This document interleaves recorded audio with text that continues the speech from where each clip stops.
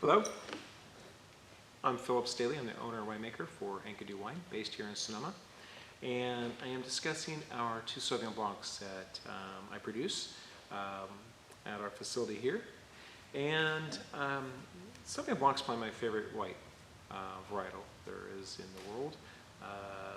It's got a lot of versatility. It shows itself to be different in many different regions. It's grown in far and wide, whether it's New Zealand and Australia, Argentina, a lot in Chile. Chile is very large producer of Sauvignon Blanc.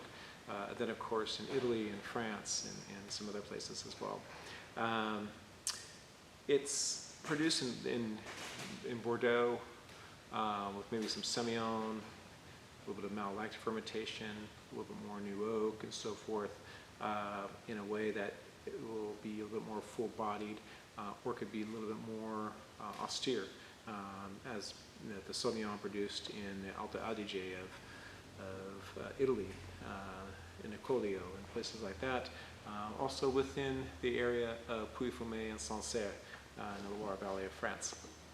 And I've had experience producing a couple of different styles from my days working at Carmenet Vineyard back in the 80s, 1980s. And but I also am a huge fan of the Loire style, so more of Puy-Fumé. Didier Dagenot was a huge fan of his wines, and so I really look at that's the kind of style of wine of Sauvignon Blanc I really want to produce. Of course, it really starts with the vineyards, and in the case of my Sonoma County Sauvignon Blanc, this is a Sauvignon Blanc that I source. It's almost 50-50 between Dry Creek and Sonoma Valley. And Dry Creek has the vineyard that's about 1,100 foot in elevation, and it's the Sauvignon Muscat clone. And Sauvignon Muscat clone, and a lot of winemakers really like this clone a lot, and I know why. It's just because it has so much spice to it. It has this green type of mango, and a little bit of coriander that goes with it, and some hay. It's not weedy or vegetative. It's just in this location, it just grows beautifully. The other vineyard is the Indian Springs Vineyard, and it's part of a it's a vineyard that's owned by John McLeod, and John McLeod has wines that he makes under his name from this vineyard, and it's right smack dab in the middle of Sonoma Valley, and it's more of the, I would say, stone fruit, and a little bit more of hay as well on top of that, like the other vineyard that we use, the Griff's Vineyard. And the two of them together really make just such a complex and lush, really full-bodied Sauvignon Blanc. And I produce this barrel fermented, and it's mainly actually barrel fermented in large casks, so basically in puncheons, which is double the size or more than double the size of a regular barrel. And so it has a little less oxygen that gets to it, but it still has that lees contact. It still has that barrel fermentation aspect to it. One of the differences with this wine compared to my other Sauvignon Blanc is that I also will include about 20% new French oak in this wine. So it really adds a little, added dimension to this wine.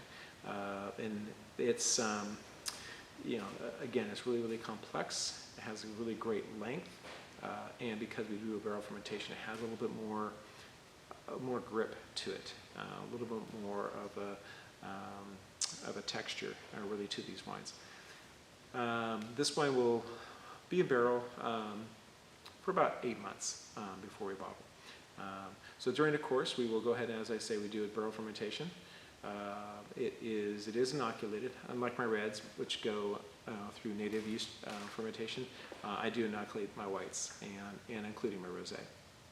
And it will go through the fermentation, and then once it's finished, I will basically then stop with the addition of SO2, sulfur dioxide, to the wines, to the barrels. I will stop the malolactic fermentation, because with this richness that we have, we also need to have that balance of some really good acidity.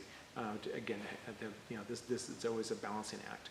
And so this acidity allows us, first off, the wines I think are to be more, just more balanced to when you're enjoying these wines.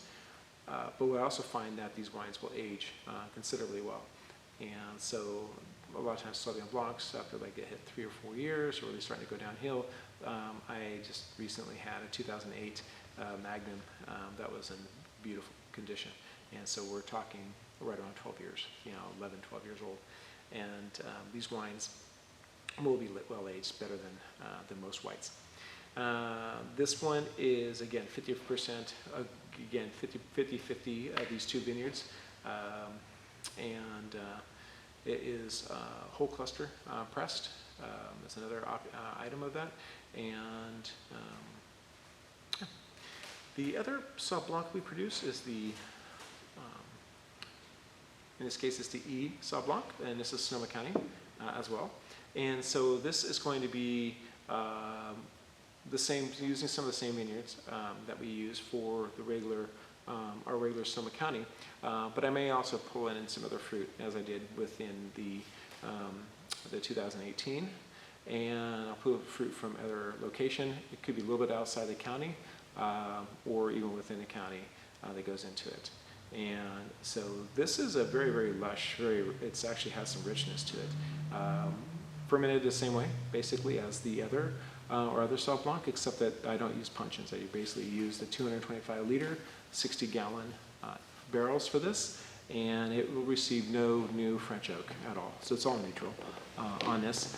Very enjoyable. It's just because it is our second tier Sauvignon Blanc, that should not dissuade anyone from drinking this wine. It provides a great deal of pleasure with a lot of melon, with a good deal, again, of the coriander, and you do find that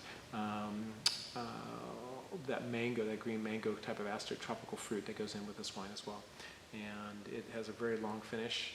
It goes great with shellfish, seafood. But it's also going to go well on a summer day, with fruit, cheeses, and the like. Okay.